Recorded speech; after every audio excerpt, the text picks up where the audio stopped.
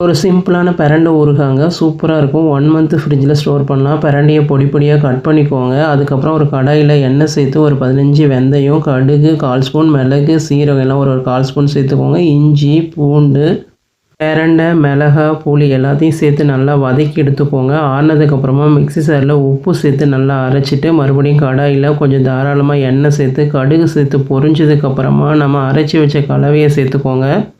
அதை அந்த கலவையோடு சேர்த்து நல்லா எண்ணெய் சுருள பிரிஞ்சு வர அளவுக்கு நல்லா கொதிக்க வச்சு எடுங்க. திக்கானதுக்கு அப்புறமா எண்ணெய் பிரிஞ்சு வந்ததுக்கப்புறம் ஆற வச்சு பாட்டிலில் ஸ்டோர் பண்ணிட்டீங்க அப்படின்னா 1 மந்த் ஆனாலும் கெட்டு போகாதுங்க. சூப்பராக இருக்கும் இந்த ஊறுகாய். ட்ரை பண்ணி பாருங்கள். ரொம்ப சிம்பிள் மெத்தடு.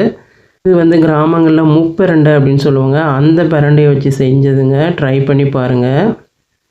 கீரை இட்லி பொடிக்கு நான் ஒரு 1/4 கிலோ அளவுக்கு உளுத்தம்பருப்பு, கருப்பு உளுத்தம்பருப்பை வறுத்து எடுத்துக்கிட்டேங்க. ஒரு 100 கிராம் அளவு கடலைப்பருப்பு, 100 கிராம் அளவுக்கு பொட்டுக்கடலையும் ஃப்ரை பண்ணி எடுத்துக்கோங்க. ஒரு 3 கட்டி பெருங்காயம் ஃப்ரை பண்ணி எடுத்துக்கோங்க.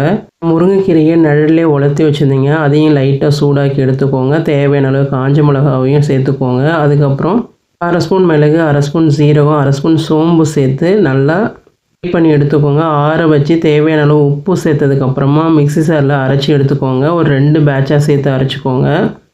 அதுக்கப்புறம் சூப்பரான முருங்கைக்கீரை பொடி ரெடி ஆயிருங்க. ட்ரை பண்ணி பாருங்கள். சிம்பிளான சோயா சங்க்ஸ் 65 எப்படி பண்ணலான்னு பார்க்கலாமா? சோயா சங்க்ஸை 10 மினிட்ஸ் வெந்நீரில் போட்டு பிழிஞ்சு எடுத்துக்கோங்க. அதுக்கப்புறம் பொடி, உப்பு, தேவையான அளவு மஞ்சத்தூள் சேர்த்துக்கோங்க.